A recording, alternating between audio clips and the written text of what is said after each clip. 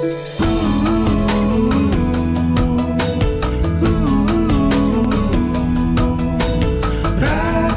TV untuk Islam yang satu. A'udzu billahi minasy syaithanir rajim. Bismillahirrahmanirrahim. Alhamdulillahi rabbil alamin. Allahumma salli wa sallim wa barik ala sayyidina wa nabiyyina Muhammadin wa alihi wa sahbihi wa sallim. Rabbana atina min ladunka rahmah wa hayyi' lana min amrina rasyada. Rabbana zidna ilman wa alhiqna bis salihin. Amma ba'du. Para jamaah subuh yang dirahmati Allah, salamullahi alaikum warahmatullahi wabarakatuh. Pada renungan yang lalu, Allah Subhanahu wa Ta'ala menerangkan dan menguraikan di hadapan kita tentang perilaku orang Yahudi, di pendirian mereka, hingga mereka menjumpai al-bayyinah, bukti yang nyata, sebagaimana kabar gembira yang sebelumnya mereka terima dari nabi-nabi mereka dan rasul mereka mengenai kedatangan Nabi kita Muhammad sallallahu alaihi wasallam yang selalu mereka kumandangkan beritanya di tengah-tengah bangsa Arab maupun di tengah-tengah masyarakat Yahudi. Merupakan hal yang populer, bukan lagi merupakan satu hal hadirin sekalian yang merupakan rahasia, tapi beredar di tengah-tengah masyarakat Yahudinya, Nasraninya, bahkan kaum musyrikinnya. Maka mereka dengan tegas mengatakan bahwa kami tidak akan bergeser dari pendirian kami hingga datang kepada kami bukti yang nyata.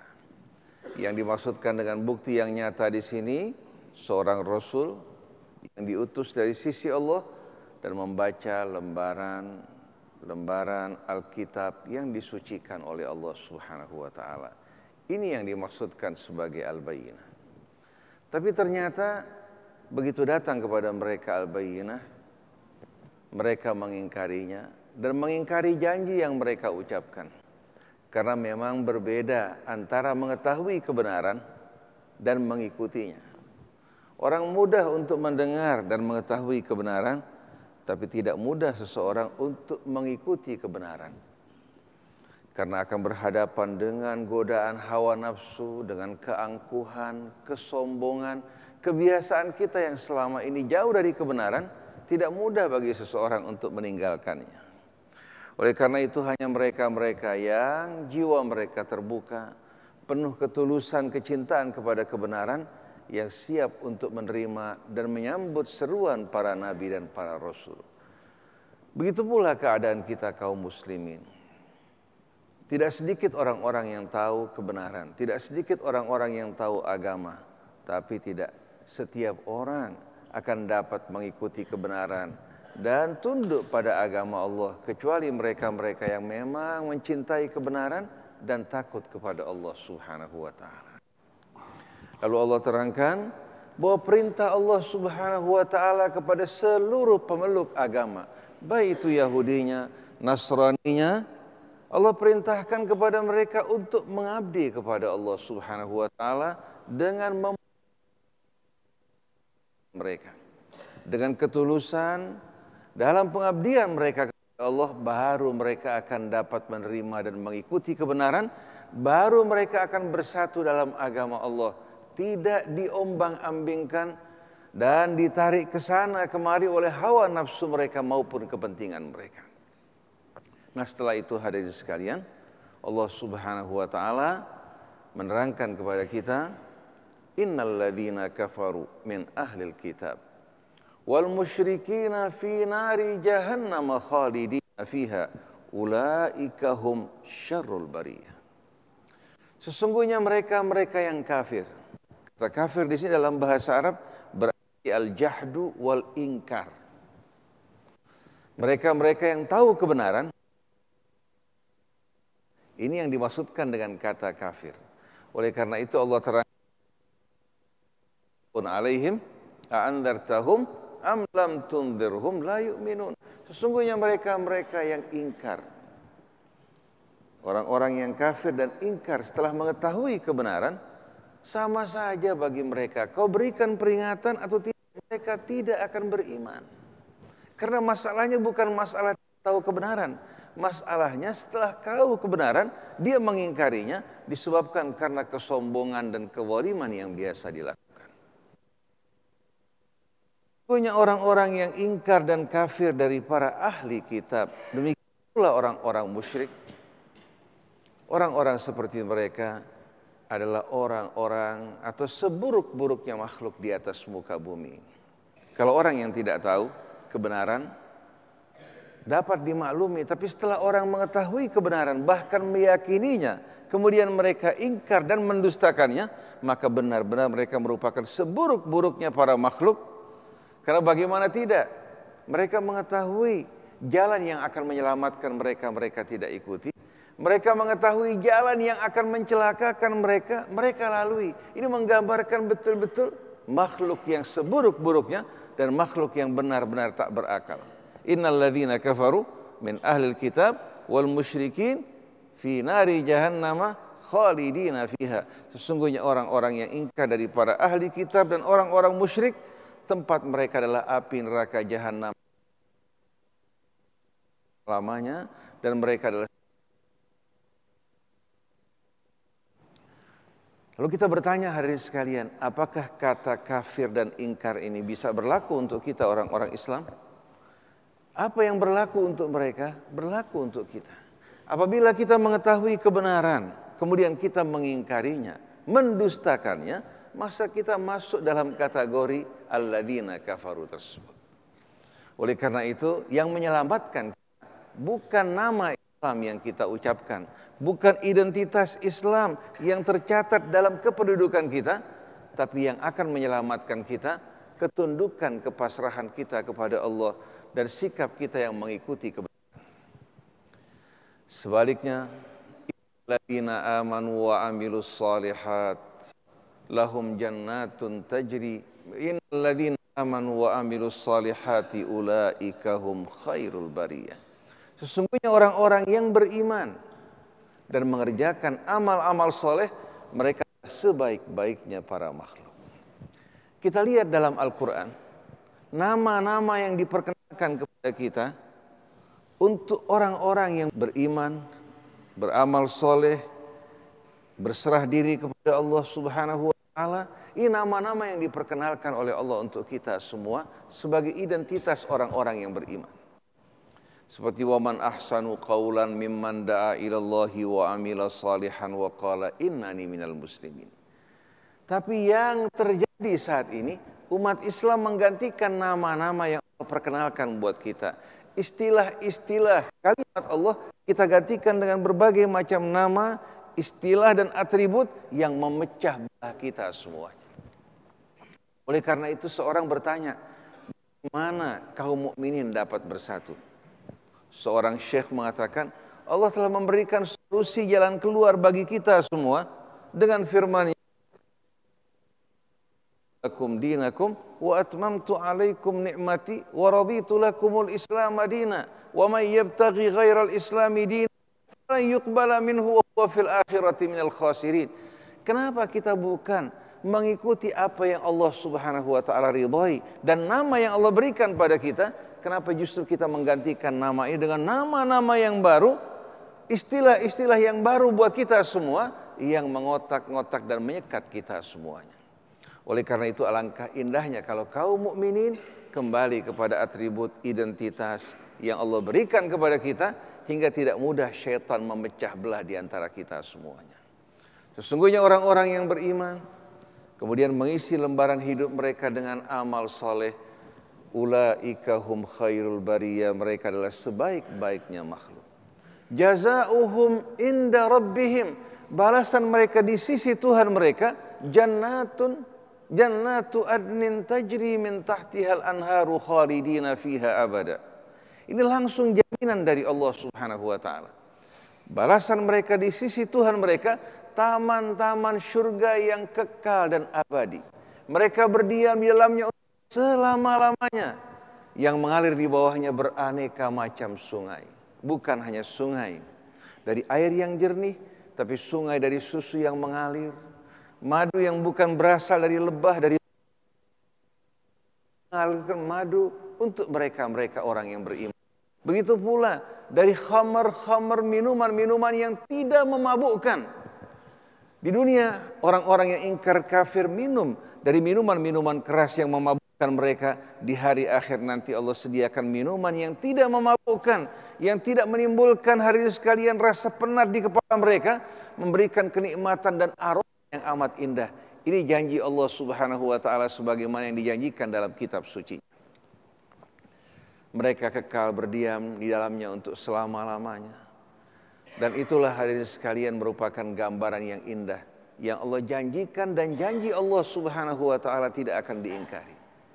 Setelah itu Allah katakan radhiyallahu anhum wa radu anhu. Allah ridha kepada mereka dan mereka pun ridha kepada Allah dengan balasan yang Allah sediakan bagi mereka. Dzalika liman khasyya.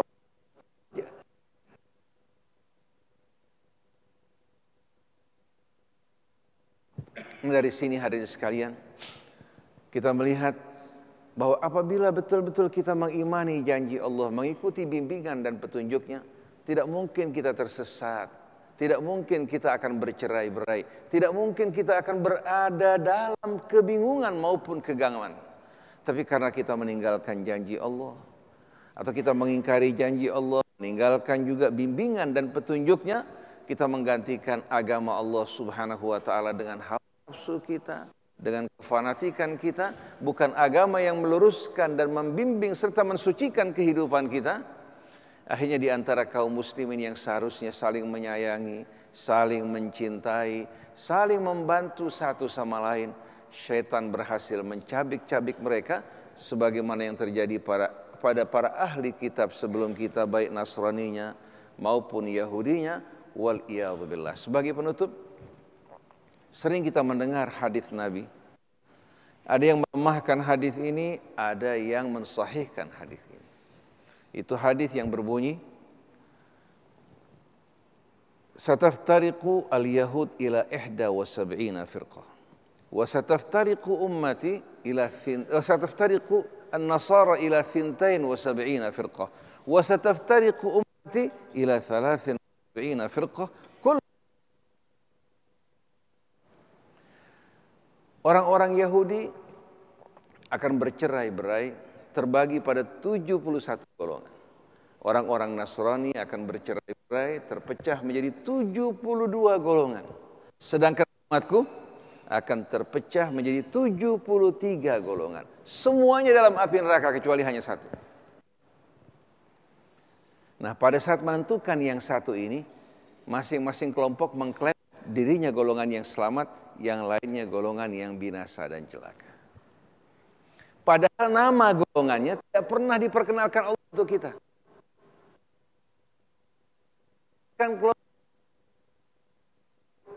Tapi dia mengklaim dirinya sebagai golongan yang selamat. Nah, saya termasuk orang yang menerima hadis ini, tapi dengan pemahaman yang berbeda. Kata 70 dalam bahasa Arab menggambarkan jumlah yang banyak. Contohnya, wa in tastaghfir lahum 70 marrah falan yaghfirallahu lahum. Walaupun kamu mohon ampun bagi mereka sebanyak 70 kali, Allah tidak akan mengampuni mereka. Bagaimana kalau 71? Bagaimana kalau 100? Sama. Angka 70 ini menggambarkan walaupun sebanyak-banyaknya kamu mohon ampun bagi mereka, wahai Rasulullah, sekali-kali Allah tidak akan mengampuni mereka. Nah, dalam hadis ini Nabi memberikan gambaran bahwa umatnya ini akan terpecah belah dalam jumlah orang-orang Yahudi terpecah belah dalam jumlah yang banyak. Diungkapkan dengan istilah 71. Ternyata orang-orang Nasrani terpecah belah dalam jumlah yang lebih banyak dengan ungkapan 72 golongan. Ternyata umat Islam sebagaimana kabar Nabi akan terpecah belah menjadi 73 golongan. Dalam jumlah yang lebih banyak. Di Indonesia, di setiap negara kita temukan kelompok-kelompok Islam yang mengaku sebagai orang Islam tapi tidak rukun dan saling mencinta, menghargai di antara. Bagaimana dapat dikatakan sebagai orang yang beriman padahal Allah mengatakan innamal mu'minuna ikhwah, padahal Nabi mengatakan al mu'min lil mu'mini kal bunyani yashuddu ba'dahu ba'dha. Nah, hadis tadi menerangkan bahwa jumlah perpecahan di antara umat Islam lebih dahsyat dibandingkan yang terjadi pada orang Nasraninya, yang terjadi persoalan fikih yang tidak berarti. Dia menganggap bahwasannya ini perpecahan yang tidak mungkin dapat disatukan. Satu orang menyampaikan ceramahnya berkaitan dengan kunut pada saat sholat subuh. Dia mengatakan, "Ai bunayya innahu muhdats." Ini merupakan hal yang baru, hal yang bid'ah. Kemudian dia mengingatkan agar orang tidak makmum di belakangnya. Agar tidak makmum. Kemudian kalau menjumpai satu masjid, imamnya membaca kunut, hendaknya mereka pindah ke masjid yang lain. Kemudian tanpa sama sekali menguasai persoalan, dia mengatakan hadis yang membolehkan kunut atau menganjurkan kunut merupakan satu hadis yang lemah. Kita lihat, padahal dalam Sahih Bukhari Malik ditanya, hal qanata Rasulullah sallallahu alaihi wasallam, apakah Rasulullah kunut? Dijawab oleh Anas, na'am qanata Rasulullah sallallahu alaihi wasallam fi subhi wal witri. Rasulullah kunut pada salat subuh dan witir. Ini terdapat dalam Sahih Al-Bukhari. Persoalannya bukan kita hadirin sekalian kunut dan tidak kunutnya. Jangan memperdebatkan masalah ini. Pokok-pokok salatnya kita sepakati. Perbedaannya yang menyempurnakan menurut sebahagian. Sebahagian lagi mengatakan tidak sesuai dengan dirinya. Silahkan masing-masing menjalankan, jangan dipersoalkan. Dan jangan sampai kecintaan di antara kita dirusak oleh perbedaan faham ini, yang merupakan ujian bagi kita dari sisi Allah Subhanahu wa ta'ala. Jadi kembali kepada hadis tadi, semua umat ini yang bertengkar, yang bercerai-berai, yang berselisih, yang bermusuh-musuhan, yang bergolong-golongan, diombang-ambingkan oleh syaitan, mengikuti hawa nafsu mereka, semuanya finnar. Illa wahidah, kecuali satu, siapa? Yang beriman, yang beramal saleh, yang berserah diri kepadanya. Ini yang diakui oleh Allah. Innad dina indallahil Islam. Begitu juga wa may yabtaghi ghairal islami dinan falan yuqbala minhu. Sedangkan yang berselisih, yang bercerai-berai, yang bermusuh-musuhan, dengan tegas Nabi mengatakan finnar, sebagaimana berbagai macam ungkapan dalam Al-Qur'an, wa makhtalafal ladzina utul kitaba illa min ba'di ma ja'ahumul ilmu baghyan bainahum. Perselisihan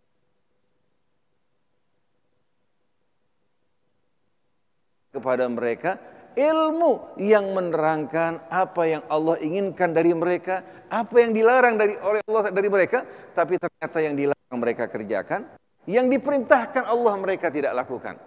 Padahal Allah memerintahkan kita untuk berserah diri kepada Allah, bersatu dalam agama Allah Subhanahu wa ta'ala, mengerjakan amal soleh yang akan menumbuhkan kecintaan di antara kita, mensejahterakan kehidupan kita, dan membuat kita menjadi umat yang terbaik sebagaimana yang dijanjikan Allah Subhanahu wa ta'ala. Maka marilah hadirin sekalian, kita padamkan atau minta pada Allah memadamkan kefanatikan yang mencerai-beraikan kita, yang mengharu-birukan kita, tapi kita kembali bersatu dalam agama Allah. Menghidupkan kembali berbagai macam istilah dan identitas yang Allah sebutkan dalam Al-Quran dan peruntukkan bagi kita semua.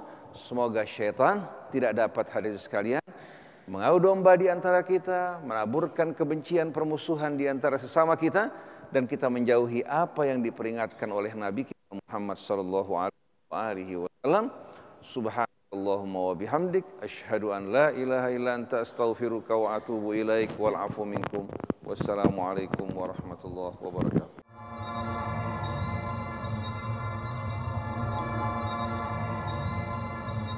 Rasil TV, untuk Islam yang satu.